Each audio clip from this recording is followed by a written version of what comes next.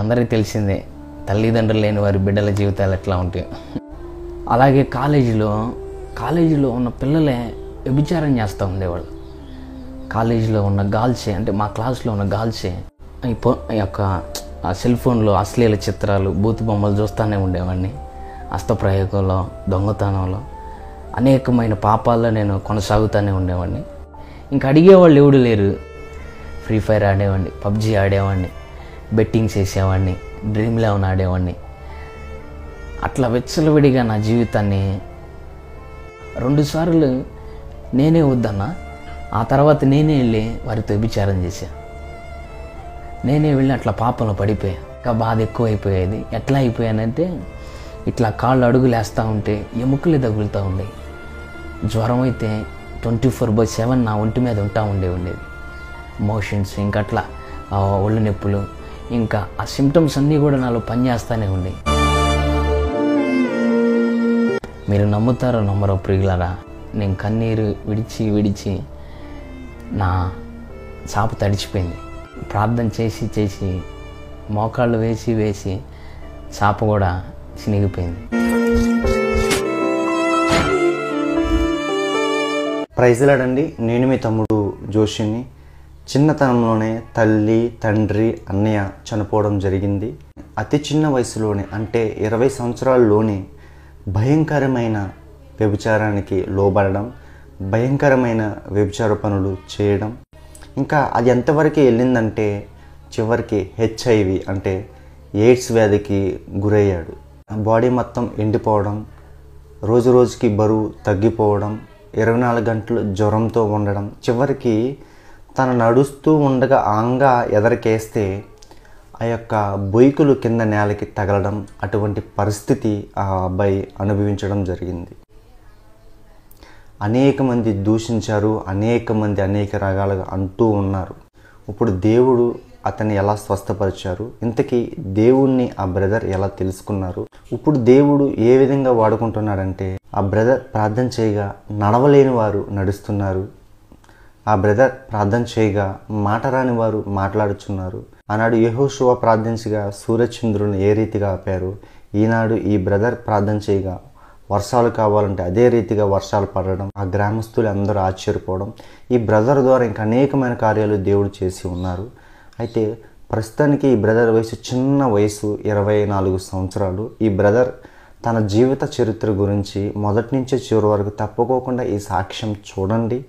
తప్పుకోకుండా చూడడమే కాకోకుండా ఇంకా అనేక మందికి షేర్ చేయమని కోరుచున్నాను. ఎందుకంటే మీరు షేర్ చేయడం వల్ల ఈ వీడియో ఎవరికి చేరాలో వారికి తప్పుకోకుండా దేవుడు చేరుస్తాడు. వాళ్ళ జీవితంలో కూడా మారు మనసు కంపల్సరీగా దయచేస్తాడు. తప్పుకోకుండా ఈ వీడియో అనేక మందికి షేర్ చేయండి. అలాగే ఒక లైక్ చేయండి. లైక్ చేయడం వల్ల ఇంకా అనేకమైన సాక్ష్యాలు మీ ముందుకు తేవడానికి నాకు ప్రోత్సాహంగా ఉంటుంది. ముఖ్యంగా నా గురించి, నా ప్రయాణాల విషయాల గురించి మీరు ప్రార్థన చేయమని కోరుచున్నాను. మొట్టమొదటిగా అవకాశం ఇచ్చిన మన ప్రభు, మన ప్రియరక్షకుడైన యేసుక్రీస్తు ప్రభుల వారికి మహిమ కలుగును గాక. ఈ సమయంలో ఈ విధంగా మీతో సాక్ష్యం పంచుకోవటానికి ప్రభువే సహాయం చేశాడు. దానికి ఒక సాధనంగా జోషన్ ఆయనే ప్రభు వాడుకున్నారు. అందరిని బట్టి కూడా ప్రభుకు మహిమ కలుగును గాక. యూట్యూబ్లో కూడా అన్న సాక్ష్యాలు చూస్తున్నప్పుడు, అన్న సేకరిస్తున్న వారి సాక్ష్యాలు చూసినప్పుడు నన్ను కూడా పరిశుద్ధాత్మ దేవుడు ప్రేరేపించాడు. చూడు ఎంతమంది వారి జీవితాల్లో ప్రభు చేసిన సాక్ష్యాలను ఆ విధముగా పంచుకుంటున్నారు. నీ జీవితంలో మరి ఎన్ని కార్యాలు చేశాను, నువ్వు ఇంకా పంచుకోలేకపోతున్నావు. నువ్వు కూడా పంచుకోవాలా. నీ సాక్ష్యం ద్వారా కూడా దేవుడు మహిమ పొందాలా. అనేక మంది ప్రజలు కూడా ఆ సాక్ష్యం ద్వారా ప్రభు తట్టు తిప్పబడాలని పరిశుద్ధాత్మ దేవుడు ప్రేరణ కలిగిస్తే ఆ సమయంలో జోష్ అన్నకి ఫోన్ చేయటం జరిగింది. అప్పుడు అన్న కూడా చక్కగా రిసీవ్ చేసుకొని, నేను సాక్ష్యం కూడా ఎక్కువ సమయం చెప్పలా, 2 మాటలే చెప్పి అన్నతో. కానీ అన్న చక్కగా ఆత్మీయంగా నన్ను అర్థం చేసుకొని, తమ్ముడు వెంటనే మనం కలవాలి తమ్ముడు, మనం రికార్డ్ చేయాలి తమ్ముడు అని నాకు ఆలోచన ఇచ్చి రేపు రా తమ్ముడు మనం రికార్డ్ చేద్దామని అని చెప్పారు. ఆ విధంగానే ఇప్పుడు కలిసాం. అన్నోళ్ళ ఇంట్లోనే కూర్చొని ఉన్నాం. నా సాక్ష్యాన్ని చిన్న ప్రార్థనతో ప్రారంభించాలని ఆశపడతా ఉన్నాను. పరిశుద్ధుడా, ప్రేమ కలిగిన తండ్రి, నీకు వందనాలయ్యా. ప్రత్యేకంగా ఈ సమయంలో ప్రభా మాకు ఇచ్చిన అవకాశాన్ని బట్టి నీకు మహిమ చెల్లిస్తూ ఉన్నామయ్యా. పరిశుద్ధాత్ముడా, నీవే ప్రభువా మా జీవితాల్లో జరిగించిన కార్యములను ప్రభువా జీవజలము వలె ప్రభువా మా కడుపులోంచి ఉబికింపజేసి ప్రభువా అనేకులకు దీవెనకరముగా మార్చమని మీ సహాయమును నిండు మనస్సుతో ప్రార్థన చేస్తూ ఉన్నామయ్యా. నా ప్రాణ ఆత్మ దేహములను ప్రభువా మీకే సమర్పిస్తూ యేసు నామములో స్తుతించి ప్రార్థించి పరిశుద్ధాత్మ దేవుని సహాయం పొందుకొని నాము తండ్రి, ఆమె. నా పేరు మేదర్ చిన్నకృష్ణ. నేను బాప్తిసం తీసుకోకముందు మా తల్లిదండ్రులు మేదర వెంకటేశ్వర్లు, మేదర ఏమేలమ్మ. పల్నాడు డిస్టిక్, క్రోసూరు మండలం, 88 తాళ్ళూరు గ్రామం. మా తల్లిదండ్రులు, మా తాతయ్య వాళ్ళు, మా పితరులందరూ కూడా విగ్రహారాధన సంబంధమైన మార్గాల్లోనే నడుస్తూ భక్తి చేస్తూ ఉండేవాళ్ళు. మా యొక్క ఇంటిలో మందిరం అంటే అసలు ఎవరికి తెలిసేది కాదు. ఆదివారం వస్తే ఇంట్లోనే ఏదో ఒక మటనో చికెనో తెచ్చుకొని తిని ఇంకట్లానే గడుపుతూ ఉండేవాళ్ళం. మా పితరుల కాడి నుంచి కూడా ప్రభు అంటే అంతగా పరిచయం లేదు. కాకపోతే క్రైస్తవులుగానే ఉన్నాం, కానీ మందిరం అనే అలవాటే మా ఇంట్లో ఎవరికి లేదు. ఆ విధంగా మా కుటుంబం సాగుతూ ఉండేది. మా కుటుంబంలో మా తల్లిదండ్రుల గురించి మీతో పంచుకోవాలని కూడా ఆశపడతా ఉన్నాను. మా తల్లిగారు నేను 6వ తరగతి చదువుతున్నప్పుడే క్యాన్సర్తో బాధపడి తల్లిగారు మరణించారు. అప్పుడు కూడా చాలా బాధ అనిపించింది. వాళ్ళ పాలన చూసుకునేవాళ్ళు, ఆదరించేవాళ్ళు ఎవరూ లేరు. ఆ ఇంట్లోనే అమ్మ మమ్మల్ని చక్కగా చూసుకునేది, పోషించేది. మా తండ్రి వ్యతిరేకంగా బ్రతుకుతా మమ్మల్ని బాధ పెడతా ఉన్నా కానీ మా అమ్మగారు అన్నీ ఓర్చుకొని చక్కగా మమ్మల్ని పోషిస్తూ ఉండేవాళ్ళు. మా అమ్మగారికి క్యాన్సర్ వచ్చిన తర్వాత ఇంకా ఫైనల్ స్టేజ్ వచ్చినప్పుడు కాడి నుంచి ఇంకా మా అమ్మగారిని మేము చూడలేకపోయాం. హాస్పిటల్లోనే తిరుగుతూ ఉండేవాళ్ళం. మేమేమో ఇక్కడ మా ఊరిలో ఉండేవాళ్ళం, 88 తాళ్ళూరులో. మీకు ఎంతమంది సంతానం బ్రదర్? మేము ముగ్గురు అబ్బాయిలం. మా పెద్దన్నయ్య కాలువలో పడి చనిపోయాడు. ప్రస్తుతానికి నేను, నా తమ్ముడు ప్రజెంట్ ఉన్నాం. అప్పుడు చాలా బాధ అనిపించేది. ఏంటి అమ్మ ఇప్పుడు మనకాడే ఉండేది కదా, అసలుకి ఏంది సంవత్సరం అవుతుంది అసలు ఇంటికే రావట్లా, హైదరాబాద్ అంటున్నారు, అట్లా అంటున్నారు, అదేదో ఎలక్ట్రికల్ షాక్ పెట్టి చికిత్స చేస్తానంటున్నారు అని చాలా ఆలోచనతో బాధపడతా ఉండేవాళ్ళు. కానీ వచ్చేది కదమ్మా.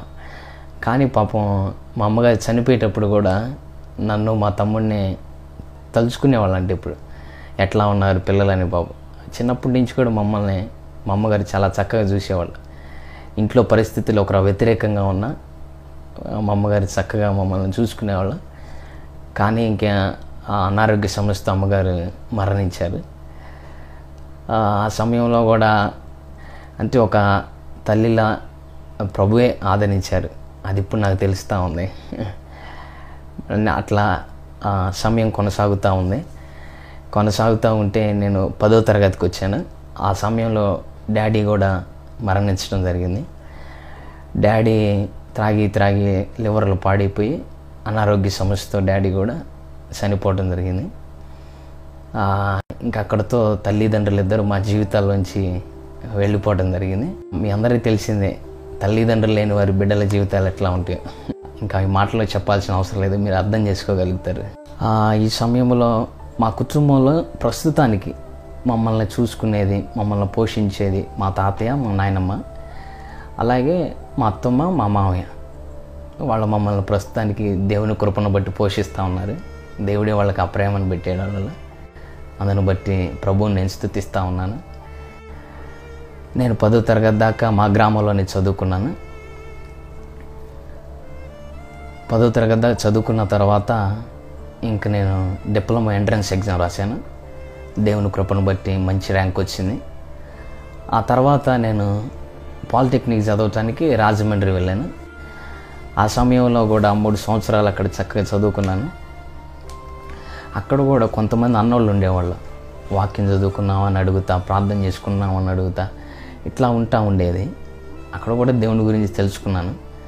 అక్కడ కూడా ఆ బైబిల్ స్టడీస్కి వెళ్ళటం, ప్రేయర్ చేసుకోవటం, వాటిలో నేను పాల్గొంటూ ఉండేవాడిని.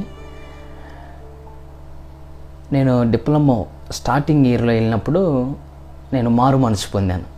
అంటే యేసు ప్రభు నా కోసం చనిపోయాడు అని నా హృదయంతో ఒప్పుకొని, నా నోటితో దాన్ని విశ్వాసంతో పలికి, ఆ క్షణంలోనే నేను ప్రభువుని నా హృదయంలోకి చేర్చుకున్నాను. ఏ విధంగా అంటే అది మా ఫ్రెషెస్ డే. 3 సంవత్సరాలు ఫస్ట్ ఇయర్ అప్పుడు నేను అలా కాలేజీలోకి వెళ్ళినప్పుడు ప్రతి సంవత్సరం మా కాలేజీలో అట్లా గాస్పల్ మీటింగ్ పెడతారు. ఆ గాస్పల్ మీటింగ్లో ప్రేమ్ కుమార్ అన్న, అప్పట్లో విద్యార్థుల మధ్య పరిచర్యలో అన్న సెక్రటరీగా ఉండేవాళ్ళు, యూఈఎస్ఐ అంటారు. ఆ పరిచర్యలో ఉండేవాడన్న. ఆ రోజు వాక్యం చెప్పడానికి అన్నే వచ్చాడు. ఆ మీటింగ్లో చెప్పాడన్న, నిజమైన స్నేహితుడు విడవక మనల్ని ప్రేమించునని వాక్యం చెప్పాడన్న. ఇంకప్పుడు చివరిలో అన్న అడిగాడు, తమ్ముడు మీరు ఎంతమందిని యేసు ప్రభుని సొంత రక్షకుడిగా అంగీకరిస్తున్నారు, మీకు స్నేహితుడు కావాలా అని చేతులు ఎత్తమన్నారు. అప్పుడు నా హృదయం ప్రేరేపించింది, నేను కూడా చేయెత్తి, అన్న నేను కూడా యేసు ప్రభుని రక్షకుడిగా అంగీకరిస్తున్నా అని చేయెత్తి, ఇంకా ఆ సమయంలో నేను పశ్చాత్తాపం చెంది ప్రభువుని మారు మనసు పొంది హృదయంలోకి చేర్చుకున్నా. అప్పుడు అలా విధంగా మారు మనసు పొందాను. ఆ విధంగానే అక్కడ డిప్లొమా 3 సంవత్సరాలు కొనసాగుతూ ఉంది. పర్లా భక్తి చేస్తూనే ఉండేవాడిని, ప్రార్థన చేసుకునేవాడిని, పాటలు పాడుతూ ఉండేవాడిని, బైబిల్ స్టడీలకు వెళ్ళేవాడిని. కాకపోతే నా జీవితంలో పాపం నన్ను తరుముతూనే ఉండేది. అంటే వాక్యంలో చెప్పినట్టు నీతిమంతులు లేడు ఒక్కడో లేడన్నట్టు, ఇప్పుడు నీ ముందుండి ఈ మాటలు పంచుకునే ఈ యెషయా కూడా ఒక మంచోడేం కాదు, అతను కూడా ఒక పాపే. శరీరాశ అని, నేత్రాశ అని, పోర్నోగ్రఫీ అని అనేక విధాలైన పాపాల్లో నేను పాల్గొన్నా. అది వాస్తవం. ఆ విధంగా నా జీవితం కొనసాగుతూ ఉండేది. డిప్లొమా థర్డ్ ఇయర్ కూడా దేవుని కృపను బట్టి ఫినిష్ చేసుకున్నా. ఆ ఫినిష్ చేసుకున్న తర్వాత ఇంక నేను గుంటూరు రావడం జరిగింది. అక్కడతో నా డిప్లొమా స్టడీస్ అయిపోయినాయి. 2019 దాకా డిప్లొమా చదివాను నేను. 2016 నుంచి 19 దాకా అక్కడతో అయిపోయింది. డిప్లొమా కంప్లీట్ చేశాను. దేవుడు ఎట్లా ఉండేదంటే సహాయం, నేను అప్పుడు పాపం చేసి ప్రార్థన చేసి ఎగ్జామ్కి పోయినా దేవుడు నాకు సహాయం చేసేవాడు. కాలేజీలో ఒక 60 మంది ఉంటే 60 మంది పరీక్షలు రాస్తే 40 మంది తప్పేవాళ్ళు, 20 మంది పాస్ అయిన వాళ్ళు నేను ఉండేవాడిని. నాకు అంత జ్ఞానం లేదు, కానీ ప్రభు అప్పుడు సహాయం చేసేవాడు. ఆ విధంగా నేను డిప్లొమా పూర్తి చేసుకొని బీటెక్ కోసం గుంటూరు రావడం జరిగింది. ప్రభు దైవికంగా నాకు సహాయం ఎట్లా చేశారు, నన్ను ఎట్లా స్వస్థపరిచారు, ఈ మాటలు కూడా పంచుకోవాలని నేను ఆశపడతా ఉన్నా. ఇప్పటి వరకు కూడా ప్రభు కృపను బట్టి నేను బ్రతికి ఉన్నా. ఇది అసలుకి నేను ఊహించలే ఎప్పుడు ఇటువంటి మార్గంలోనికి నా జీవితం ప్రయాణం చేసిద్ది అని నా ఊహల్లో కూడా లేదు అసలుకి. ఈ సంఘటనే నన్ను ప్రభు దగ్గరికి తీసుకెళ్ళింది, ప్రభుని ఇంకా ఎక్కువ తెలుసుకునేలా ప్రేరేపించింది. అసలుగా ప్రభు అంటే ఏదో రుచి చూసే భాగ్యాన్ని ఈ పరిస్థితి నాకు అనుగ్రహించింది. ఆ పరిస్థితి ఏంటంటే, నేను క్షయవ్యాధితో బాధపడ్డా. క్షీణించిపోయే వ్యాధిని, అంటే దానికి అది వ్యభిచార సంబంధమైన పాపం చేయటం వల్ల వచ్చేది. దాంట్లో పాల్గొనటం జరిగింది. నేను HIV పాజిటివ్. అతి చిన్న వయసులో ఆ ఎయిడ్స్ వ్యాధి అనేది ఎలా వచ్చిందో కొంచెం వివరంగా చెప్తారా బ్రదర్? చెబుతాను. ఆ సంఘటన ఎవరు ఊహించరో, కానీ ఆ సంఘటనలో ఆ పరిస్థితిలోకి నేను వెళ్ళిపోయా. ఆ పరిస్థితిని కూడా మీకు వివరించి నా సాక్ష్యాన్ని ముందుకు తీసుకెళ్లాలని ఆశపడతా ఉన్నాను. ఇంకా గుంటూరు నేను రావటం జరిగింది. గుంటూరులో 1 సంవత్సరంన్నర దేవుని సహాయంతో చక్కగా చదువుకున్నా. గుంటూరు వచ్చిన కాడి నుంచి ఇంకా బైబిల్ రీడింగ్ లేదు, ప్రార్థన లేదు, ఎవరు అడిగేవాళ్ళు లేరు. రాజమండ్రిలో అంటే అన్నోళ్ళు ఉండేవాళ్ళు, అరే బైబిల్ చదువుకున్నావా, ఈరోజు వాక్యం చదువుకున్నావా అని ప్రతిరోజు అడిగేవాళ్ళు. వాళ్ళ కోసం నా తప్పకుండా చదివేవాడిని. గుంటూరుకి రాగానే ఇంకా అడిగేవాళ్ళు ఎవరు లేరు. ఇష్టానుసారంగా ఇంకా తిరుగుతూ ఉండేవాడిని. BTech third year first semester దాకా చదివాను నేను. అప్పుడు దాకా నేను అంత పాపంలో ఉన్న, దేవునికి నేను వ్యతిరేకంగా బ్రతికిన, చిన్న ప్రార్థన చేసేవాడిని. దేవా ఈరోజు ఈ పరీక్ష రాస్తున్నా సహాయం చేయి అని చిన్న ప్రార్థన చేసేవాడిని. ప్రభు దాన్ని ఆకాశం ముందు ఆలోకించి సహాయం చేసేవాడు. నేను బీటెక్ 3-1 చదివేదాకా కూడా ఒక్క బ్యాక్లాగ్ కూడా లేదు. ఫస్ట్ అటెంప్ట్లో నేను అన్నీ పాస్ అయ్యేవాడిని. దేవుడే సహాయం చేసేవాడు. ఆ తర్వాత నుంచి ఇంక దేవుని విడిచిపెట్టేసాను నేను పూర్తిగా. అసలుకి బైబిల్ లేదు, వాక్యం లేదు, మందిరానికి వెళ్ళటం లేదు. ఇంకా కాలేజీలో సహవాసం పెరిగిపోయింది, స్నేహితుల సర్కిల్ పెరిగిపోయింది. అలాగే కాలేజీలో ఉన్న పిల్లలే వ్యభిచారం చేస్తూ ఉండేవాళ్ళు. కాలేజీలో ఉన్న గర్ల్సే, అంటే మా క్లాస్లో ఉన్న గర్ల్సే వ్యభిచార సంబంధమైన మార్గాలు నడుస్తూ ఉండేవాళ్ళు. అదే కాలేజీలో, అదే స్కూల్లో నేను కూడా ఉంటా ఉండేవాడిని. నా మనసు, నా విధానాలన్నీ కూడా పాడైపోయినాయి. అదిగాక నా స్నేహితులు ఎప్పుడు పక్కనుండి వాళ్ళని చూడరా వీళ్ళని చూడరా అని ఎంకరేజ్ చేస్తూ ఉండేవాళ్ళు. నా స్నేహితులనే కాదు, నేను కూడా ఎంతో ఆశతో ఆ పాపానికి, ఆశలకు బలహీనున్నాయి పరిగెడతా ఉండేవాడిని. కానీ నేను ఆ వ్యభిచారంలో పట్టబడింది ఎక్కడంటే బయటనే. నేను ఎప్పుడైతే కాలేజీ నుంచి మా అత్తమ్మల ఇంటి దగ్గర ప్రయాణం చేస్తూ ఉంటానో ఆ మార్గంలోనే పరిచయం అయ్యారు. ఇంకా ఆ వయసే మన దగ్గరకు వచ్చి పాపం చేయమని ప్రేరేపణ కలిగి చేస్తూ ఉండేవాడు, బలవంతం చేస్తూ ఉండేవాడు. నేనేమో ఆలోచనతోనే, చదువుకోవాలనే ఆలోచనతోనే నేను రిజెక్ట్ చేసా ఒకసారి.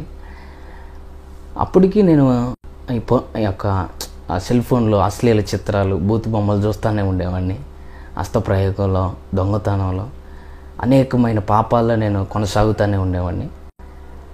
కానీ వాళ్ళు అట్లా వచ్చి అడిగినప్పుడు నేనే వద్దని చెప్పేసా. కానీ ఆ తర్వాత నా శరీర కోరికలు పెరిగిపోయి కాలేజీలో చూస్తా, బయట ఇంటికి వచ్చి సెల్ ఫోన్లో చూస్తా. ఇంకా నా కోరికలను నేను అదుపు చేసుకోలేక నేనే వెళ్ళి మనం వ్యభిచారం చేద్దామని అడిగేవాళ్ళు. అడిగితే ఇంకా వాళ్ళు ఒప్పుకున్నారు. అట్లా వాళ్ళతో వ్యభిచారం చేయడం జరిగింది. ఇంకా అట్లా 1 నెల గడిచింది. వారితో పాపం చేసి వ్యభిచారంలో పడి శారీరకంగా వాళ్ళని నేను అనుభవించి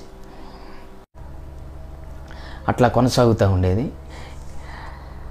ఇంకా పూర్తిగా సినిమా పాటలకు వెళ్ళి, లోకంకి వెళ్ళి అమ్మాయిలను చూడటం, వాళ్ళ శరీరాన్ని పాపకరంగా ఊహించటం, తలంపు చేయటం, అయ్యే ఇంట్లోకి వెళ్ళి మరలా పదే పదే రికగ్నైజ్ చేసుకోవటం, అదే పాపలో పడటం, పోర్నోగ్రఫీ చూడటం, హస్తప్రయోగం చేయటం, ఇట్లా పాపంలో బ్రతుకుతూ ఉండేవాడిని. ఇంకా అడిగేవాళ్ళు ఎవడు లేరు, తండ్రి లేరు, తల్లి లేరు. ఏం చేస్తున్నారు అని అడిగేవాళ్ళు లేరుగా. ఇంకా నేను అట్లా పాపంలోనే కొనసాగుతూ ఉండేవాడిని. ఇంకా పూర్తిగా నేను ప్రభువుని, అసలు ప్రభు అనే మాటే ఆ డిక్షనరీలోంచి ఆ సంవత్సరం వెళ్ళిపోయింది. అసలుకి ఇంట్లో తాతయ్య చెబుతూ ఉండేవాడు, అరే పద్దాకలు సెల్ ఫోన్ చూస్తున్నావు, ప్రార్థనకు రారా, చర్చికి రారా అని ఇంట్లో మా మణి తాతయ్య ఉండేవాడు.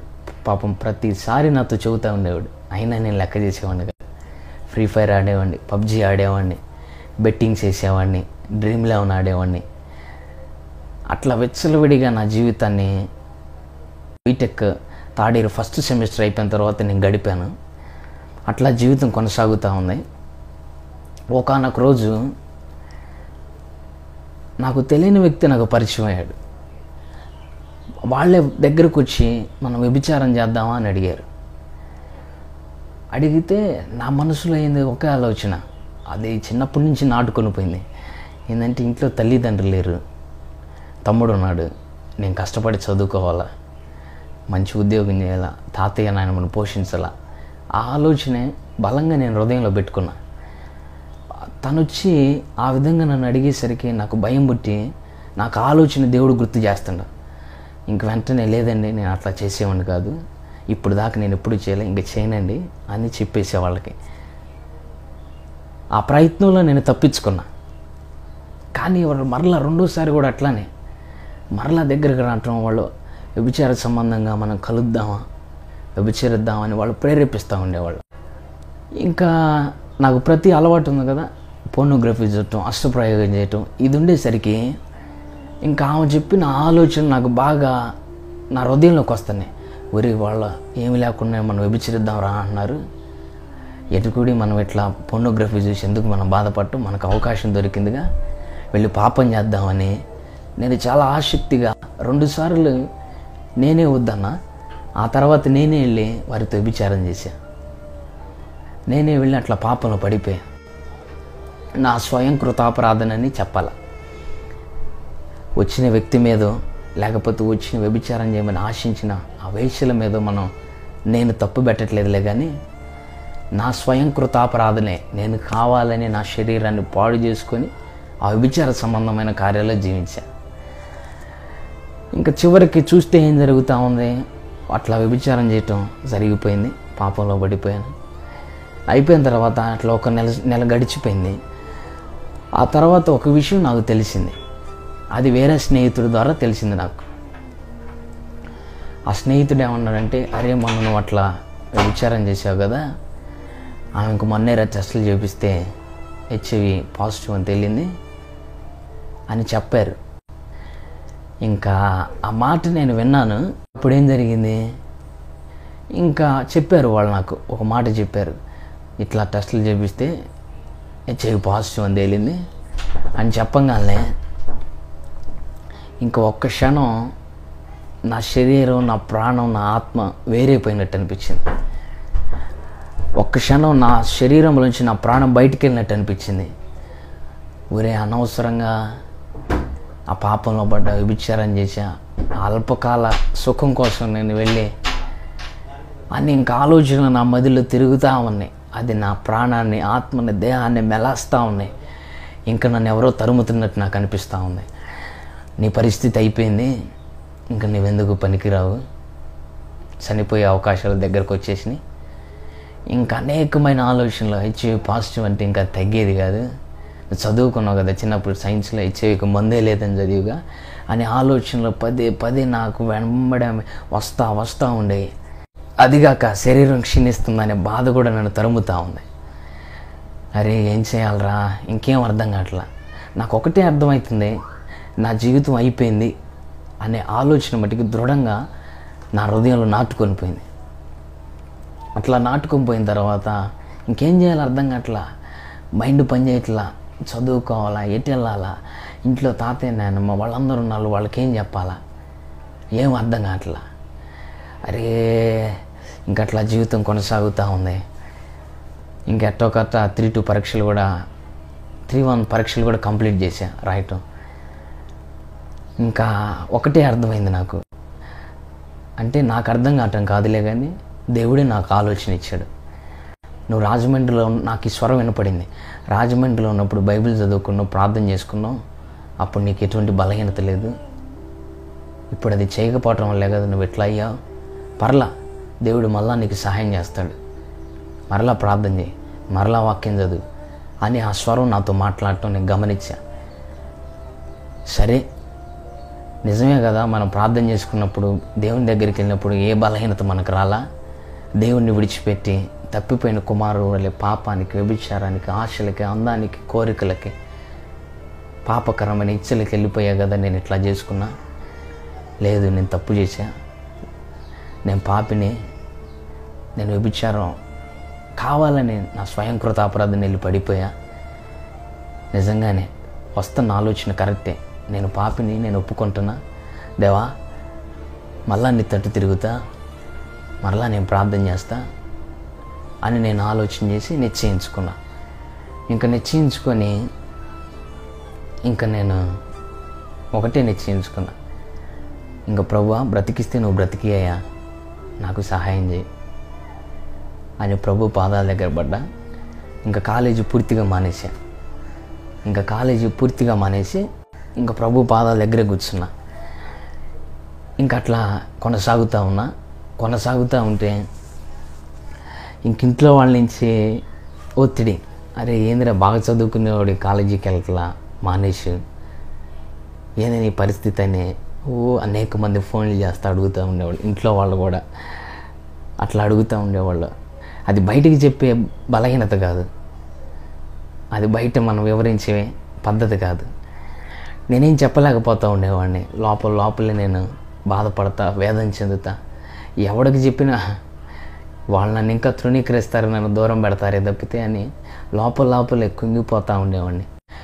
ఇంకట్లా ఉంటే ఇంక నేను మరలా మా ఊరు వెళ్ళిపోయా. గుంటూరు నుంచి ఎన్నబెనిమిత్తాళ్ళూరు మా గ్రామం, చిన్న పల్లెటూరు. అక్కడికి వెళ్ళిపోయా. ఎక్కడుంటే ఈ ఆలోచనలు వస్తున్నాయి, ఈ తలంపులే ఉంటున్నాయి, అక్కడికన్నా వెళ్తే ఒకరి సమాధానం ఉండిద్దామని ఇక్కడి నుంచి నేను మా ఊరు వెళ్ళిపోయా. మా ఊరు వెళ్ళిపోయిన తర్వాత ఇంకా ఎక్కువైపోయింది. చదువుకునేవాడు ఏంది ఇట్లా రోడ్ల మీద తిరుగుతున్నని చుట్టుపక్కల వాళ్ళు, ఇంటి పక్కన వాళ్ళ స్నేహితులు నా శరీర దారుఢ్యాన్ని చూసి ఆరోగ్యంగా ఉండేవాడు, ఈడేంద్ర ఎముకలుగా అయిపోయాడని అనేకులు రకరకాలుగా మాట్లాడుకునేవాళ్ళు. ఇంకా బాధ ఎక్కువైపోయేది. ఎట్లా అయిపోయానంటే ఇట్లా కాళ్ళు అడుగులు వేస్తూ ఉంటే ఎముకలు తగులుతూ ఉండేవి. జ్వరం అయితే 24/7 నా ఒంటి మీద ఉండేది. మోషన్స్, ఇంకా అట్లా ఒళ్ళు నొప్పులు, ఇంకా ఆ సిమ్టమ్స్ అన్నీ కూడా నాలో పనిచేస్తూనే ఉండేవి. అట్లా ఎండ పడుతున్నా కానీ ఆ ఎండ నా ఎముకల్లోకి వెళ్ళేది. ఆ బలహీనత నేను తట్టుకోలేకపోయేవాడిని. చాలా బాధపడ్డా ప్రియులరా. ఇంట్లో వాళ్ళు బయట వాళ్ళు నిందిస్తూ ఉన్నారు, అవన్నీ పడతానే ఉన్నా, ఇంతానే ఉన్నా. ఇంకా మరి నేనేం చేయలేకపోతున్నా, నా శరీరం సహకరించలా, చదువుకోవటానికి వెళ్ళలేకపోతున్నా. ఇంకా అట్లాగే ఇంటికాడే కొన్ని రోజులు గడుస్తూ ఉంటే మా ఊరిలో ఒక మంచి భక్తిపరుడు, ప్రార్థనాపరుడు, పరిశుద్ధుడు, ఆయన చూస్తేనే నాకు అట్లా అనిపించింది. ఆయన పేరు ఏం పేరంటే రాజు. ఆయన మాస్టర్గా పనిచేస్తారు, ఇంగ్లీష్ టీచర్. ఆయనకు ఒకరోజు నా గురించి ఒక దర్శనం వచ్చిందంట. ఆయన నేరుగా నా దగ్గరికి వచ్చి చెప్పాడు, చిన్ని, నేను ఒక బావిలో ఉన్నాం, ఆ బావిలో నువ్వు అవతల ధరిన పాము ఉంది, మన ఇద్దరం ఈ బావిలో నుంచున్నాం, నేను పిలుస్తున్నా, నువ్వైనా నాకెళ్ళి రాకుండా పాము దగ్గరికి వెళ్తున్నావు. ఆ దర్శనం గురించి నాతో మాట్లాడాడు. ఇంక అట్లాగే మావి దగ్గరికి వెళ్ళి రోజు ప్రార్థన చేసుకుంటా సహవాసం చేస్తూ ఉండేవాళ్ళం. ఇంకట్లా కొన్ని రోజులు గడిచిన తర్వాత మావయ్య చెప్పాడు, చిన్ని, నువ్వు బాప్తీసం తీసుకోవాలా, దేవుడు నాకు ప్రేరణిస్తున్నాడు అని చెప్పినప్పుడు నేను సరే మావయ్య, నేను బాప్తీసం తీసుకుంటా అని ఒకరోజల్లా ఉపవాసం ఉండి నా తప్పులు, నా పాపాలు నాకు దేవుడు జ్ఞాపకం చేసి నొప్పుకొని మా లోదరన్ చర్చిలోనే బాప్తీసం తీసుకున్నా. నాకు బాప్తీసం ఇచ్చింది కొలకలూరి మరేదాస్ గారు. ఆ పాస్టర్ గారు కూడా కొత్తగా ఆ సంవత్సరమే మా చర్చికి రావటం జరిగింది. వెళ్ళి పాస్టర్ గారని నేను బాప్తీసం తీసుకుంటానండి అని చెబితే పాస్టర్ గారు కూడా సంతోషంగా ఆహ్వానించి నాకు బాప్తీసం ఇచ్చారు.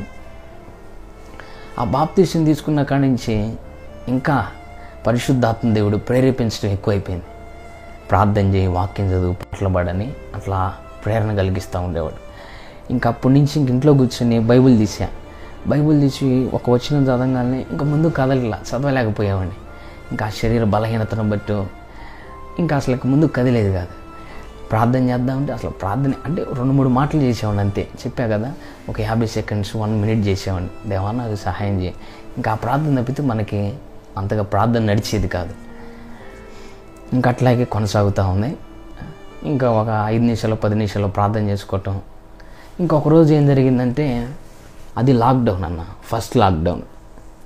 ఆ ఫస్ట్ లాక్డౌన్లో ఇంక అట్లనే మనసు మీద పడుకొని యూట్యూబ్ చూస్తా స్క్రోల్ చేస్తూ ఉంటే తండ్రి శని పరిచర్యలు నాకు పరిచయమైనప్పుడు పరిచయమైనప్పుడు ఎట్లా పరిచయం అయిందంటే, అక్కడ ప్రార్థనా విజయాలని కింద హెడ్లైన్ పెట్టి కొన్ని సాక్ష్యాలు కనపడుతున్నాయి. ఇంకా నేనేంది, మనకు కూడా అనారోగ్య సమస్యతో బాధపడుతుందని ఫిక్స్ అయిపోయాం. ఒకసారి చూద్దామని ఇంకా చూడటం జరిగింది. గుండె జబ్బులలో చనిపోయిన వాళ్ళు బ్రతకటం, ఇవన్నీ సాక్ష్యాలు అక్కడ నేను వింటూ ఉన్నప్పుడు నాలో విశ్వాసం పెరుగుతూ ఉండే. ఊరి దేవుడు వాళ్ళకి సహాయం చేశాడు, నేను కూడా ప్రార్థన చేస్తే, నేను కూడా పాటలు పాడితే, నేను కూడా వాక్యం చదివితే దేవుడు నాకు కూడా సహాయం చేస్తాడని నాకు భలే ఆశ కలిగి, విశ్వాసం నిజంగా చెప్పాలంటే ఆ సమయంలో నాకు పెరిగింది ఆ వీడియోస్ చూడటంతో.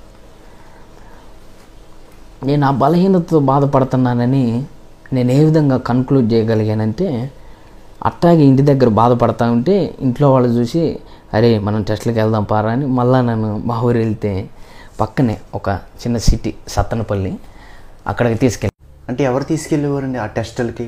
అత్తమ్మోళ్ళు. ఎందుకని ఇలా ఎండిపోతున్నావు అని చెప్పి?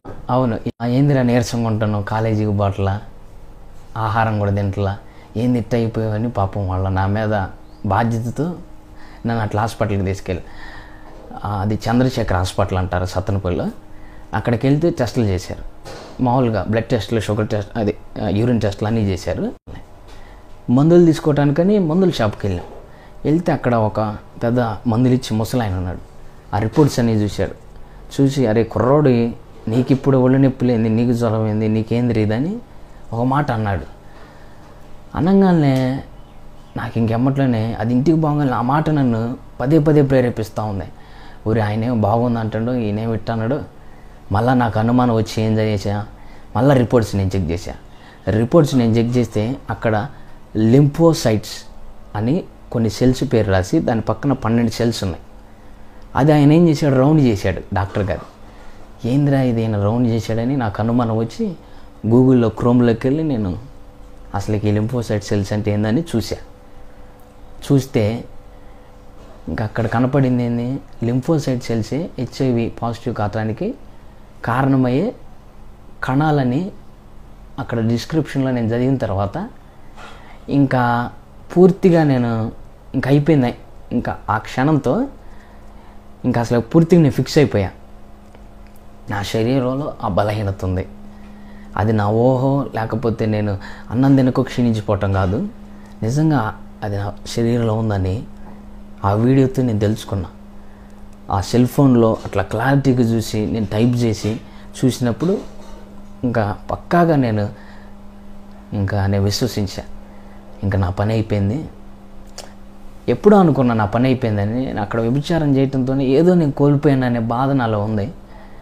మరలా నేను దాన్ని ఎట్లా కన్ఫర్మ్ కలిగానంటే గూగుల్లో ఈ విధముగా లింఫోసైట్ సెల్స్ అంటే ఏందో టైప్ చేసి చూసినప్పుడు, ఆ డిస్క్రిప్షన్ చదివినప్పుడు ఇంకా పూర్తిగా నేను నమ్మా.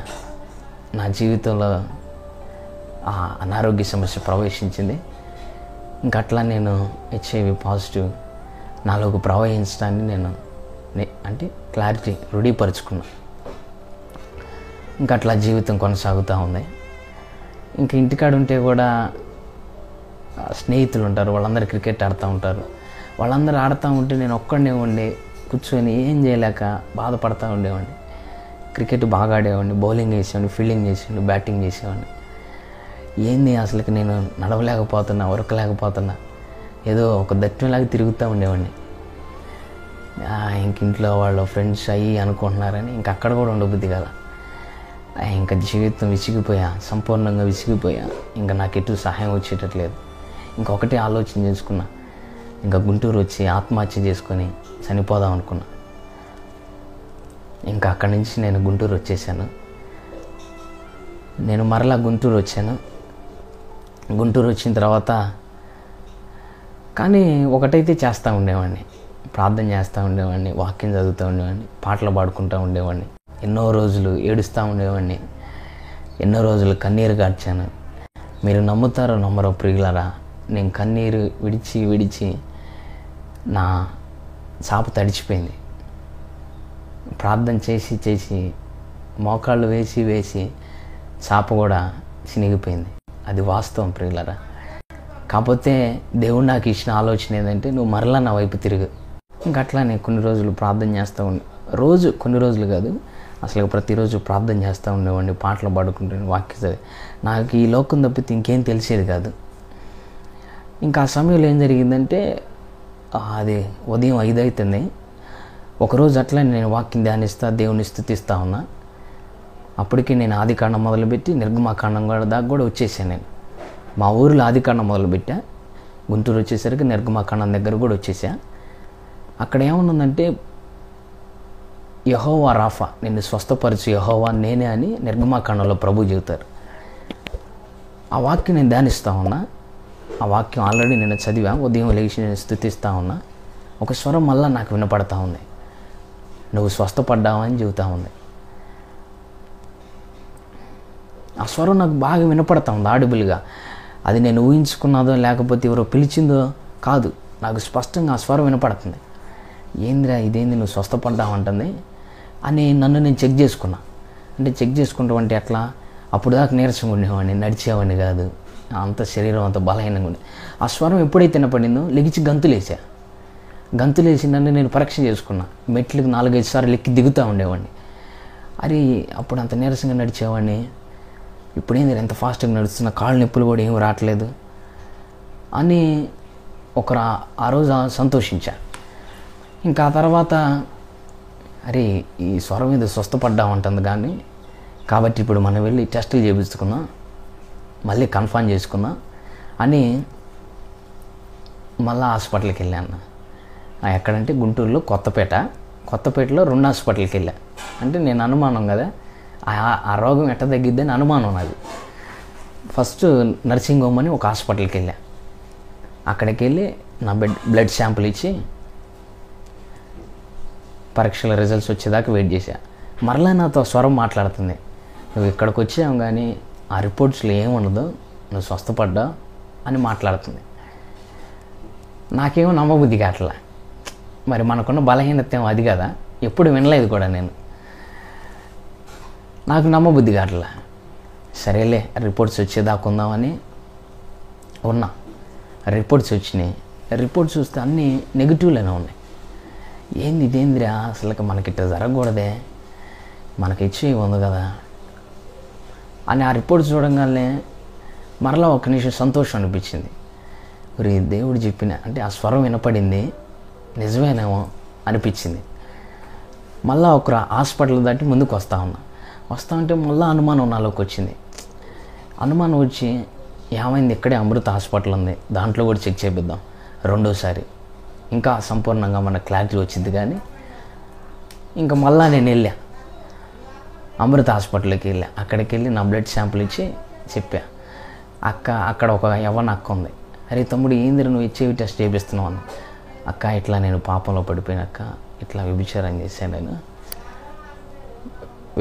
చేశానక్క, నేను ఇట్లా జీవించా, అందుకే నాకు ఒక అనుమానం వచ్చి నేను ఇట్లా చేయించుకోవాలనుకున్నా అంటే, సరే తమ్ముడు ఏమున్నదిలే కూర్చోాలని అక్క ఒకరు ధైర్యం చెప్పింది. అయినా మనకున్న పరిస్థితి, నేనున్న అంటే నాకున్న శరీర ఆ క్షీణించిపోయిన విధానం కానీ, నేను తరమబడిన విధానం కానీ, ఆ నిరుత్సాహం కానీ, ఆ వేదన అన్నీ కూడా ఎక్కువైపోయినాయి. ఆ స్వరం ఒక చిన్నంగా ఉంది అంతే. నాకు అది నేను నమ్మలేకపోయామని. అట్లానే అమృత హాస్పిటల్లో నేను బ్లడ్ శాంపిల్స్ ఇస్తే రిజల్ట్స్ వచ్చినాయి. వస్తే అక్కడ కూడా ఏం లేదు, అక్కడ కూడా నెగిటివే ఉంది. ఇంకా బయటకు వచ్చా రిపోర్ట్స్ తీసుకొని బయటికి రాగానే మళ్ళీ ఆలోచిస్తున్నా, ఒరే అదే స్వరం మాట్లాడతామని నీకు స్వస్థపడ్డామని చెప్పింది, ఇక్కడికి వెళ్ళినా నీకు ఏముండదని చెప్పింది, నేను నమ్మలేదు. కానీ అట్లానే ఆలోచిస్తా వెళ్తా ఉన్నా కానీ అప్పుడు దాకా నా శరీరం క్షీణించిపోయింది కదా. అదిగాక ఆ బలహీనత, ప్రాణభయం, సాతానుగా నన్ను తరుముతూ ఉన్నాడు. అసలుకి నా మనసు కానీ నా ప్రాణం కానీ ప్రతి క్షణం కూడా తరంబడతా ఉండేది. ఎవరో నన్ను తరుగుతున్నట్టు అనిపించేది. నువ్వు అయిపోయా, నువ్వు చనిపోతావు, నీకేముండదు, నీ పరిస్థితి అయిపోయిందని ఎవరు నన్ను అట్లా తరుగుతూ ఉన్నట్టు అనిపించేది. అట్లానే పరుగులు పెడతా ఉండేవాడిని. దేవుడు ఆ రిపోర్ట్స్ ఇచ్చిన తర్వాత కూడా ఎవరో తరమటం, ఆ ప్రాణభయం ఇంకా నన్ను వెంటాడుతూనే ఉంది, అట్లా జరుగుతూనే ఉంది. అయినా ఇంకా ఆ రిపోర్ట్ తీసుకొని ఇంటికి పోయి మళ్ళీ ఇంక నేను ప్రార్థన చేయటం, పాటలు పాడుకోవటం, వాక్యం చదవటం. ఇంకిదే ప్రియులారా, నా జీవితంలో ఆ సంవత్సరం మొత్తం కూడా నేను ఇదే చేశాను, పాటలు పాడుకోవటం, ప్రార్థన చేయటం, వాక్యం చదవటం. ఆ రిపోర్ట్స్ వచ్చిన తర్వాత కూడా సాతాను గడు ఇంకా విపరీతంగా దాడి చేస్తూ ఉండేవాడు. నేను ఎంత ప్రార్థన చేస్తున్నాను, ఎంత వాక్యం చదువుకుంటున్నాను, అంతగా శోధనలు వచ్చాయి. ఇంకా ప్రార్థనా సమయం పెరిగిపోయింది. 5 నిమిషాలు 10 నిమిషాలు చేసేవాడిని, గంటలోకి వచ్చేసా. వాక్యం కూడా అసలుకి గ్రంథం తీస్తే ఒక 10 అధ్యాయాలు పటాపట ఒక అరగంటలో చదివేసేవాడిని. ఇంకా అట్లా భక్తి సమయం కూడా పెరిగిపోతూ ఉంది. ఇటు నుంచి వాడు ఆలోచనలు, ఆ ప్రాణభయం తరుముతానే ఉంది. అయినా నేను ప్రార్థన, వాక్యం చదువుకుంటానే దేవుడి సహాయంతో ముందుకు వెళ్తా ఉన్నా. నాకు ఒక వాక్యం నా హృదయాన్ని బలంగా తాకింది. ఆ వాక్యం ఏంటంటే సామెతల గ్రంథం 3వ అధ్యాయం 7-8 వాక్యాల్లో ఉండిద్ది. యెహోవా యందు భయభక్తులు కలిగి చెడు నడతను విడిచిపెట్టుము, అప్పుడు నీ ఎముకలకు సత్తువను, నీ దేహమునకు ఆరోగ్యమును కలుగునని అక్కడ లేఖనంలో రాసి ఉండిద్ది. ఆ మాట నన్ను బలంగా తాకింది. అంటే ఇప్పుడు నాకు నా ఎముకలకు ఆరోగ్యం రావాలన్నా, నాలో స్వస్థత రావాలన్నా, ఈ భయం నాకు నువ్వు వెంటాడకుండా ఉండాలన్నా ఏం చేయాలా? నాలో ఉన్న చెడుని, అంటే నేను ఇప్పుడు దాకా జీవించిన అంతటిని కూడా విడిచిపెట్టాలా. అని నాకు ఆలోచన వచ్చి ఇంకా ఆ వాక్యాన్ని బలంగా పట్టుకున్నాను. నేను ప్రార్థన చేసినప్పుడు, వాక్యం చదివినప్పుడు, పాటలు పాడినప్పుడు ఆ శోధన నాకు ఉండట్లా. ఇంక ఈ పాటల్లోనే, ప్రార్థనలోనే, వాక్యంలో నేను నడిచిపోతుంటే ఎవరో తరుముతున్నట్టు కానీ, నిరాశ కానీ, నా శరీరం క్షీణించిపోయిన విధానం కానీ నాకు అర్థం కావట్లా. ఇదేదో బాగుందని ఇంకా నేను వాక్యం చదవటం, పాటలు పాడటం, ప్రార్థన చేస్తూ ఉండేవాడిని. ఇట్లా కొనసాగుతూ ఉన్నప్పుడు ఇంకా ఇంట్లో శోధనలు పెరిగిపోయినాయి. ఓరకు నీకు అన్నం విడి పెడతా, అది ఇది మాటలు అన్నారు. ఇంక ఈ తట్టుకోలేక ఎందుకులే మనం బ్రతికి అనవసరం అని మళ్ళీ ఆత్మహత్య చేసుకుందామని విజయవాడ బస్ స్టాండ్ దగ్గరికి వెళ్ళా. విజయవాడ బస్ స్టాండ్ దగ్గరికి వెళ్ళంగానే అక్కడ కూడా మరలా ఒక స్వరం వినపడతా ఉంది. ఆ స్వరం ఏమంటుందంటే, షాలేం రాజన్న ఇవాళ శుక్రవారం కదా, షాలేం రాజన్న మీటింగ్స్ ఉండేది కదా, ఈ ఒక్కరోజు అన్నవాక్యం చచ్చిపో అని నాకు ఆ స్వరం చెబుతుంది. ఎందుకంటే షాలేం రాజన్నకు దేవుడు నన్ను అట్లా ఆకర్షించాడు. అన్న వాక్యం చెప్పినప్పుడు నాతోనే మాట్లాడుతున్నట్టు అనిపించేది. ఇంకప్పుడు నేనేం చేశా, ఆత్మహత్యని విరమించుకొని సరేలే ఈ ఒక్కసారికి వెళ్ళి వాక్యం విందామని అట్లానే ఆ బలహీనత మీదే, అదే నిరాశతో, అదే తరమబట్టడంతో వెళ్ళినప్పుడు ఇంకప్పుడు ఏం జరిగింది, అన్న తేటగా ఒక చిత్రం వేసి మాట్లాడుతుండు. ఆ చిత్రం ఏముందంటే, ఒక నెమలి బొమ్మని ఒక చిత్రకారుడు గీశాడు. చిన్నపిల్లలు వచ్చి ఏం చేస్తున్నారంటే ఆ బొమ్మను తుడిపేస్తూ ఉన్నారు. అప్పుడు అన్న అంటున్నాడు, మళ్ళీ ఈ చిత్రకారుడు వచ్చి ఏం చేశాడు, ఆ తుడిపేసిన దాంట్లోంచి మరలా మంచి బొమ్మని ఆకారంతో గీశాడు. మళ్ళా పిల్లలు వచ్చి తుడిపేశారు, మరలా మంచి ఆకారంతో గీశాడు. అప్పుడు అన్న మాట్లాడుతూ ఉన్నాడు. ఆ మాటలు ప్రతి ఒక్కటి కూడా అంతమంది ఉన్న నాకే తగులుతున్నట్టు అనిపించింది. చూసావా, సాతాను కూడా నీ జీవితాన్ని ఇట్లా పాడు చేశాడు. కానీ నువ్వు మరలా యేసు ప్రభు చేతిలోకి వస్తే ఏ విధంగా ఆ చిత్రకారుడు ఆ చెడిపిపోయిన బొమ్మకి మంచి రూపాన్ని ఇచ్చాడు, నువ్వు కూడా మరలా యేసు ప్రభులోకి వస్తే పాడైపోయిన నీ జీవితం, సాతాను చేత పాడు చేయబడిన నీ జీవితం మరలా సుందరంగా ప్రభు మారుస్తాడు అని మాట్లాడుతూ ఉంటే ఇంక ఏడుస్తూనే ఉన్నా నేను. నా జీవితం కూడా అట్లానే ఉంది కదా, పాడైపోయింది, చెడిపోయింది, ఆకారం లేకుండా ఉంది, గమ్యం తెలియట్లా అని బాధపడతా ఉండేవాడిని. సరేలే ఇంకా అక్కడ తీర్మానం తీసుకున్నా, మనం చనిపోవటం ఏంది, ఈ ఆలోచన వద్దని మళ్ళీ ఇంటికి వెళ్ళిపోయా. మళ్ళీ ఇంటికి వెళ్ళిపోయి మళ్ళీ ప్రార్థన చేయటం మొదలుపెట్టా, మళ్ళీ పాటలు పాడటం మొదలుపెట్టా, మళ్ళీ వాక్యం చదవటం మొదలుపెట్టా. ఇంకా ప్రభువుని ఒకటే అడిగా, ప్రభువుకు ప్రార్థన చేస్తూ ఉంటే షాలేమన్న తనకి గుండెలో ప్రాబ్లం వచ్చినప్పుడు ప్రార్థనాపూర్వకంగా అన్న బైబిల్ తెరిచి, దేవా నీ మాట ఏందో నాకు తెలియపరచని అడిగాడంట. అప్పుడు చూస్తే నీకేం కాదు, నువ్వు స్వస్థపడతావని దేవుడు చెప్పాడంట. ఆ ఆలోచనే నేను చూసా, వీడియోలో చూసి నేను కూడా అట్లానే ప్రయత్నించా. దేవా ఇప్పటివరకు ఇట్లా ప్రార్థన చేసుకున్నా అయినా నాకు సమాధానం లేదు, ఎవరో తరుముతున్నట్టు అనిపిస్తూ ఉంది, నిరాశ అట్లానే ఉంది, ఇంట్లో నుంచి కానీ బయట నుంచి కానీ ఎట్లానే ఉంటుంది, అయ్యా నా జీవితం ఏందో నాకు తెలిపాయా అని నేను కూడా అట్లానే బాగా ప్రార్థనాపూర్వకంగా ఉండి అట్లా బైబిల్ తెరిచాను. సహోదరులారా, తెరిచిన వెంటనే యోబు గ్రంథం వచ్చింది. యోబు గ్రంథం రాగానే అప్పటికే యోబు గ్రంథం నేను కంప్లీట్ చేసేసా. ఇంకప్పుడు యోబు గ్రంథం ఫస్ట్ అధ్యాయం చదవగానే సాతాను వచ్చి తన కంచెను కొట్టేసి తన కుటుంబాన్ని, తనకున్న సంపదని అంతటిని పాడు చేస్తాడు యోబు గారికి. అట్లాగే నా జీవితంలో కూడా కొనసాగుతూ ఉంది. కానీ యోబు గారి చివరికి వచ్చేసరికి 42వ అధ్యాయంలో ఏమని ఉండిద్దంటే, ఆయన 2 అంతలుగా దీవించబడినని దేవుడు మళ్ళా ఆయన ఆశీర్వదిస్తాడు. ఇంకట్లా దేవుడు నాతో మాట్లాడుతాడు. యోబు గారికి ఏ విధంగా రోగం వచ్చి కుటుంబం వెలివేయబడి ఆ విధంగా పరిస్థితిలోకి వెళ్ళిపోయాడు, ఆ పరిస్థితి నుంచి దేవుడు మరలా జ్ఞాపకం చేసుకుని 2 అంతలుగా ఆశీర్వదించాడు కదా, నిన్ను కూడా అట్లనే దేవుడు ఆశీర్వదిస్తాడని దేవుడు వాక్యం ద్వారా మళ్ళీ మాట్లాడుతూ ఉండేవాడు. అప్పుడు ఓహో ఇట్లయితే దేవుడు మనకి సహాయం చేస్తాడు, ఇట్లయితే మరలా దేవుడు మనల్ని బలపరుస్తాడని ఇంకా ఆ వాక్యాన్ని పట్టుకొని ఇంకా ప్రార్థన చేయటం, ఇంకా పాటలు పాడటం, ఇంకా భక్తులు ఎదగటం ఇట్లా కొనసాగుతూ ఉండేది. ఆ హెచ్ఐవి అనే పాజిటివ్ చెప్పా కదా మీకు, ఎప్పుడైతే ఆ స్వరం నా దగ్గరకు వచ్చి నువ్వు స్వస్థపడ్డావు అని చెప్పిందో, నిజంగా ప్రియులారా ఆ రోజే నాకు స్వస్థత జరిగింది. కానీ ఈ తరమబట్టం, ఈ నిరాశ, నిస్పృహ ఇదంతా ఏంటంటే సాతానుగాడు నా చుట్టూరు వేసిన అది ఒక వల, అది ప్రతి క్షణం నన్ను తరుముతానే ఉంది. పండుకొని ఉంటే ఒక దర్శనం ప్రభు నాకు చూపించారు. అదేంటంటే నేను మోకాళ్ళ మీద ఉన్న ఆ దర్శనంలో మోకాళ్ళ మీద ఉన్నప్పుడు బయట ఒక బోరల శబ్దం నాకు వినబడింది. ఏందిరా ఈ బోరల శబ్దం అని నేను మోకాళ్ళ మీద ఉన్న వ్యక్తిని కూడా బయటకు వచ్చి చూస్తే ఆకాశం నిండా దేవదూతలు బోరలు పట్టుకొని కనపడతా ఉన్నారు. అప్పుడు ప్రభువు నన్ను వాళ్ళ దగ్గరికి తీసుకెళ్ళాడు. వాళ్ళ దగ్గరికి తీసుకెళ్ళినప్పుడు వాళ్ళ యొక్క 6 రెక్కలు, వారు పట్టుకున్న బంగారపు బోరలు అవన్నీ కూడా నాకు చూపించాడు. చూపించిన తర్వాత మరలా నేను ఏ స్థితిలో ఉన్నానో అక్కడికి వచ్చి నా ఆత్మను వదిలేసి ప్రభు మళ్ళా వెళ్ళిపోయాడు. అట్లా ఆ దర్శనం నేను చూశాను. ఇంకా ప్రభు మళ్ళా నన్ను కింద గదిలోకి నన్ను ఆహ్వానిస్తున్నాడు. అంటే నేనుండే బిల్డింగ్లోనే కింద ఒక గది ఉండేది. ఇంకా ఆ గదిలోకి వెళ్ళి ప్రార్థన చేయండి, దేవుడు నాకు ఆలోచన ఇస్తూ ఉన్నాడు. ఆ గదిలోకి వెళితే ఆ గదిలో అన్ని ఎలుకలు ఉండేవి.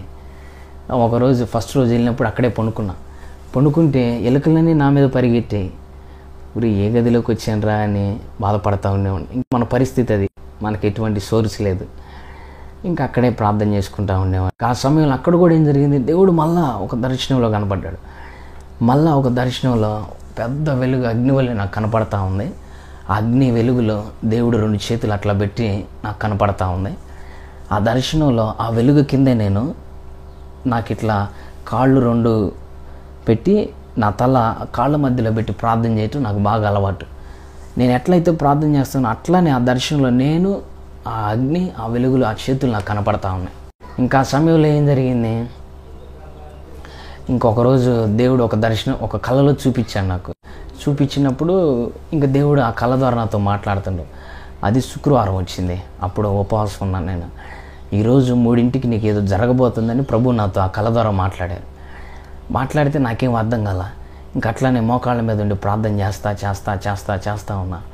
ఇంకా మీరు నమ్మండి ప్రియులారా, పరలోకం నా కోసం ఆ సమయంలో తెరవబడింది. ఆకాశం నుంచి పరిశుద్ధాత్మ అగ్ని బలంగా నా మీదకి అపోస్తుల మేడగది మీద ఉన్నప్పుడు ఏ విధంగా దిగి వచ్చిందో ఆ విధముగా నా మీదకి దిగి వచ్చింది. అది చలికాలం, కానీ అప్పుడు దాకా పడిపోయిన నా రోమాలన్నీ కూడా నిక్కబొడుచుకున్నాయి.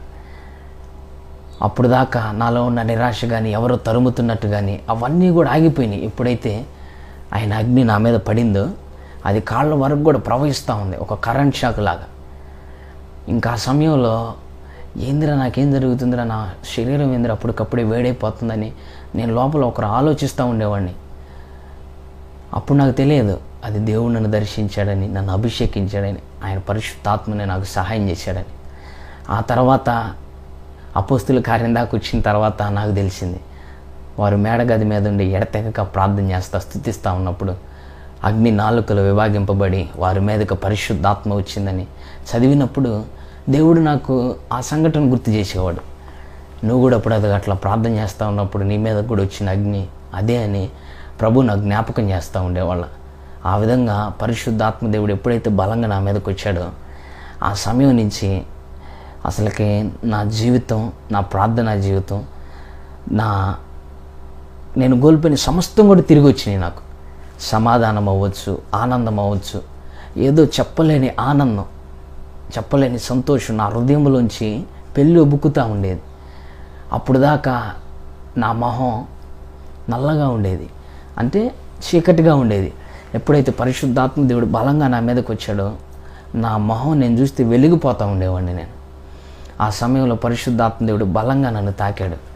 ఆ విధంగా పరిశుద్ధాత్మ దేవుడు ఆయన కృపను బట్టి నన్ను అభిషేకించుకున్నాడు. ఆ తర్వాత కాడి నుంచి ఇంకా భక్తి జీవితం నెక్స్ట్ లెవెల్లోకి పరిశుద్ధాత్మ దేవుడు తీసుకెళ్ళాడు. ఇంకెట్లా ఉండేదంటే ఉదయం 10ంటికి ప్రార్థన చేయటం మొదలుపెట్టేవాడిని. ఇంకా సాయంత్రం 8-7 దాకా ఇంకా ప్రార్థన చేస్తూ ఉండేవాడిని. పరిశుద్ధాత్మ దేవుడు భలే ఆశ్చర్యంగా ప్రార్థనలు నడిపించేవాడు. అట్లా 1 నెల 2 నెలలు నాన్ స్టాప్గా ప్రార్థన చేస్తూ ఉండేవాడిని. ఆ ప్రార్థనా జీవితం కూడా ప్రభు ఇచ్చిన వరమే. అది చెప్పటం నాకెంతో ఇష్టం. ఎందుకు పనికిరాని నన్ను, అసలుకి ఎప్పుడు చనిపోతాను అనుకున్నాను నేను, ఆ పాపంలో లోకంలో ఉన్న నన్ను ప్రభు ఎట్లా వాడుకున్నారంటే ప్రార్థన చేసినప్పుడు గొప్ప కార్యాలు ఆయన నామంలో ఆయనే జరిగించారు. మొట్టమొదటి కార్యం ఏంటంటే మా గ్రామంలో నడవలేక ఒక వ్యక్తి దోగాడుతూ నడుస్తూ ఉండేవాడు. పరిశుద్ధాత్మ దేవుడు అప్పుడు నాతో మాట్లాడుతున్నాడు, నువ్వు వెళ్ళి ఆయనకు ప్రార్థన చేయి, అతడు లేచి నడుస్తాడు అని చెబుతున్నాడు. అప్పటికే మా ఊర్లో అందరూ వీడికి పిచ్చి పట్టిందిరా, చదువుకోవటం మానేసి రోడ్లు ఎమ్మడి తిరిగి అందరికి ప్రార్థన చేస్తుండో స్వార్థ అది ఇది అంటుండో అని అనుకుంటున్నారు అని ఆలోచన వచ్చి, లేదయ్యా నేను చేయనయ్యా, ఇప్పటికి అందరూ నన్ను తప్పుగా భావిస్తూ ఉన్నారు అని చెప్పాను. అయినా పరిశుద్ధాత్మ దేవుడు కథలు లేకుండా ఆయన కాడే నన్ను ఆపి 3 సార్లు అట్లా ప్రేరణ ఇచ్చారు, నువ్వు ప్రార్థన చేయాలి తప్పకుండా ఆయనకని. సరేదేవా ఏదైతే ఏమైందిలే, ఇప్పటికే అందరూ నన్ను పిచ్చోళ్ళు అనుకున్నారు, సరేలే ప్రార్థన చేస్తానని వెళ్ళి చేయబెట్టి ప్రార్థన చేశా. ప్రార్థన చేసిన వెంటనే ఆయన కాళ్ళు ముడిచిపోయిన 2 కూడా ఇట్లా సాగిపోయినాయి. సౌండ్ కూడా వచ్చింది ఎముకలు కదులుతున్నట్టు. ఇంక వెంటనే అక్కడే ఆయన లేపి వాళ్ళ ఇంటి దాకా నడిపించా. దేవుని కృపను బట్టి ఇప్పుడు కూడా ఆయన నడుస్తూనే ఉన్నాడు. ఇది కళ్ళారా అందరూ చూశారండి? కళ్ళారా చూశారు. ఇది కళ్ళారా చూశారు. అది చూశారని ఎట్లా మీకు రుజువుపరచగలుగుతున్నానంటే, ఒక ఇంట్లో నన్ను ప్రార్థన చేయడానికి పిలిచారు. మా ఊరిలోనే ఒక ఇంట్లో ప్రార్థన చేయడానికి పిలిచారు. ప్రార్థన చేయడానికి పిలిస్తే వాళ్ళు చివరికి ప్రార్థన చేసుకున్న తర్వాత అన్నారు, అరే నీలో స్వస్థపరిచే శక్తి ఉందరా, దేవుడు నీకు ఇచ్చాడు, మొన్న నువ్వు ఆ బాలన్నయ్యకు ప్రార్థన చేస్తే ఆయన లేచి నడిచాడు అంటగరా అన్నారు. వీళ్ళకెట తెలిసిందిరా అనుకున్నా. అదిగాక ఆ రోజు అంతా పెళ్లి సందడన్న, పెళ్ళి జరుగుతూ ఉంది. అక్కడ జరుగుతూ ఉంటే పాపం అక్కడ పడి ఉన్నాడు ఆయన. ఇంకా ప్రార్థన చేస్తే లెగిసి నడిపించా. చూశారు చాలామంది. ఇప్పుడు కూడా పాపం ఆయన నడుస్తూనే ఉన్నాడు. అటు వెళ్ళినప్పుడల్లా వాళ్ళ ఇంట్లో వాళ్ళు పిలిచి ప్రార్థన చేయించుకుంటారు ప్రతిసారి. అట్లా దేవుడు ఆ కుంటి వ్యక్తిని లేపి నడిపించాడు. ఇప్పుడు కూడా నడుస్తూనే ఉన్నాడు. నాకు కూడా ఆశ్చర్యం ఇప్పుడు కూడా ఆయన చూస్తే. ఆయన చూసి నేను మహింపరుస్తూ ఉండేవాడిని. ఆ విధంగానే మా ఊరిలో మగవాళ్ళు ఉండేవాళ్ళు, లక్ష్మి అని, వాళ్ళ దగ్గర కూడా వెళ్ళి మాట్లాడేటానికి ప్రార్థన చేసేవాడిని. దేవా ఈ బిడ్డను మాట్లాడిచ్చేవాడిని. వాళ్ళు మాట్లాడిన మాటలు కూడా రికార్డ్ చేశా, అంటే ఇతరులకు వినిపించడానికి. వాళ్ళ ఇంట్లో వాళ్ళు కూడా అందరూ సంతోషపడ్డారు. అట్లా కూడా దేవుడు ఆడుకున్నాడు. అంటే మాట్లాడరాని వ్యక్తికి మాటలు వచ్చింది. అవును. మా ఊరు వెళ్ళినప్పుడు మాకు పొలం ఉండేది. ఆ పొలంలోకి వెళ్ళి ప్రార్థన చేసుకోవటం అలవాటు. వర్షాలు అసలు పట్టలేదు. ఆకాశం నిండా మబ్బులు వస్తున్నాయి అంటే కానీ చాలా మీదకు నీళ్ళు రావట్లే. ఇంకా నేను వెళ్ళి ప్రార్థన చేయాలని ఆశపడి మా పొలానికి వెళ్ళాను సాయంత్రం 5ంటికి.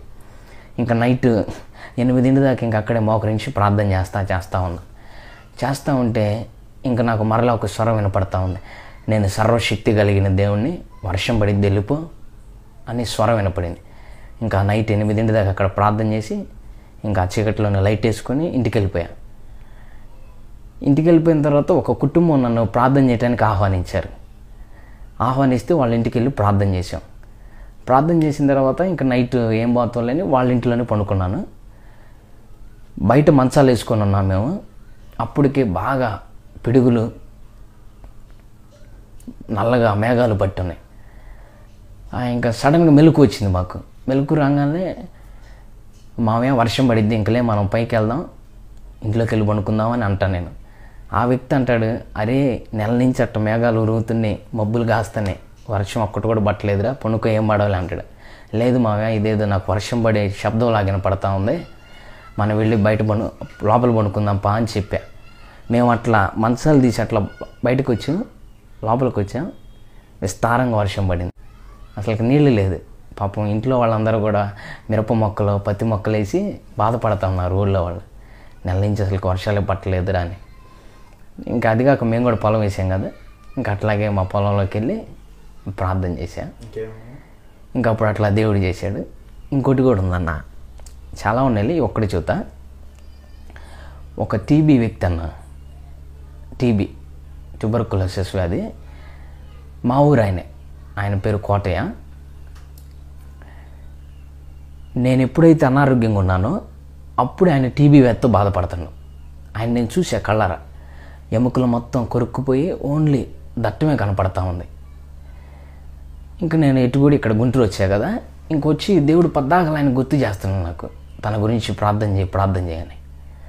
ఇంకా నేను ప్రతిరోజు ఆయన గురించి ప్రార్థన చేస్తా, విజ్ఞాపన చేస్తూ ఉండేవాడిని. విజ్ఞాపన చేస్తూ ఉంటే దేవుడు ఒక కళ ఇచ్చాడన్న. ఆ కళలో నేను, రాజు మాస్టరు, ఇంకో రాజన్న మేము ముగ్గురం కూడా ఆ కళలో మా ఊరిలో ఉన్న స్కూల్లో స్తుతిస్తూ ఉన్నాం దేవుణ్ణి, పాటలు పాడుతూ దేవుని కనపరుస్తాం. మా పక్కన ఆయన కూడా ఉండి దేవుణ్ణి స్తుతిస్తూ అరుస్తూ ఉన్నాడు. ఏంది ఈ కళలో ఏంది ఈయన కూడా వచ్చాడు, ఈయన బాగోలేదు కదా అని నాకు ఆలోచన వస్తూ ఉంది. సరే అది కూడా అయిపోయింది. అది అయిపోయిన తర్వాత మళ్ళీ ఇంకో కళ వచ్చింది. ఆ కళలో 3 చనిపోయిన వ్యక్తులు కనపడుతున్నారు నాకు తెలిసిన వాళ్ళు. 3 చనిపోయిన వ్యక్తులు, 3 బ్రతుకున్న వాళ్ళలో కోటి గారు కూడా కనపడుతున్నారు నాకు. అంటే చనిపోయిన వాళ్ళు మా నాన్నగారిని ఇంకా కొంతమందిని దేవుడు చూపిస్తున్నాడు. చనిపోయిన వాళ్ళ లిస్టులో కోటి గారు కూడా కనపడుతున్నాడు. నాకు అర్థం కాల. కానీ ఇంకా అట్లా నేను అక్కడ ప్రార్థన చేసి ముగించుకొని ఇంటికి వెళ్ళా కదా. ఇంటికి వెళ్ళిన తర్వాత అప్పుడే కోటి బాబాయ్ ఎదురుపడ్డా నాకు. బాబాయ్ని చూస్తే చక్కగా మంచి మాంసంతో తన శరీరం మొత్తం కూడా కప్పబడింది. ఏంది బాబాయ్ ఇంత ఆరోగ్యంగా ఉండండి, దేవుడు నాకు మళ్ళీ ఆలోచన ఇస్తుండే. ఆ కళలో ఆ 2 జ్ఞాపకం చేస్తుండే నాకు. జ్ఞాపకం చేస్తూ ఉంటే ఇంక నేను దగ్గరికి వెళ్ళి అడిగా, బాబాయ్ ఎట్లా స్వస్థపడ్డావు బాబాయ్ అని అడిగా. అడిగితే ఆయన చెప్పాడు సాక్ష్యం.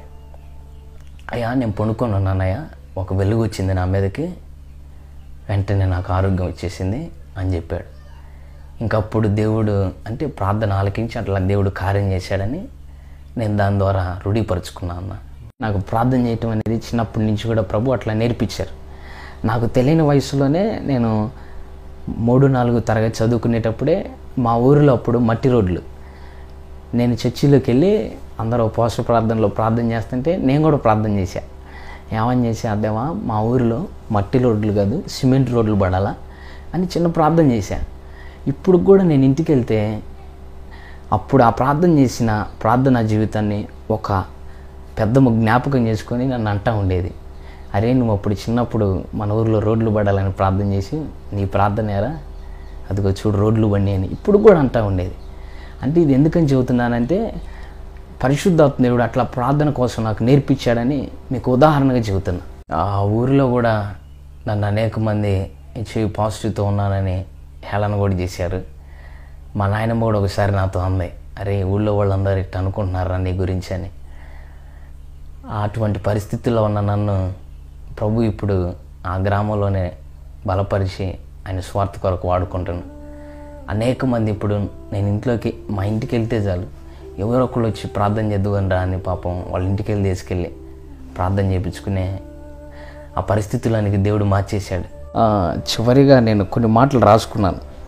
నా సాక్ష్యాన్ని ముగించేటప్పుడు దేవుడు ఆలోచన ఇస్తే ఈ మాటలు రాశాను. అంటే ప్రభు ఏదైనా చేయగలుగుతాడని ఈ మాటల యొక్క సాదృశ్యం. ఎండిన ఎముకను ఆయన జీవింపజేశాడు, ఓడిన నాకు ఆయన విజయమునిచ్చాడు, రోగినైన నన్ను ఆయన స్వస్థపరిచాడు, విలువలేని నాకు ఆయన విలువనిచ్చాడు, కన్నీటిలో ఉన్న నాకు ఆయన ఆనంద బాష్పాలనిచ్చాడు. చివరిగా నా ఆలోచన ఏంటంటే, ఎందుకో నాలాంటి పాపిని వ్యభిచారుని అందరూ తృణీకరించిన వాణ్ణి యేసు ప్రభు తనకంటే తన ప్రాణము కంటే ఎక్కువగా ప్రేమిస్తున్నాడు. Wow, what a wonderful God's love. సమస్త ఘనత మహిమ ప్రభావములు యుగ యుగములు ప్రభువుకే కలుగునుగాక.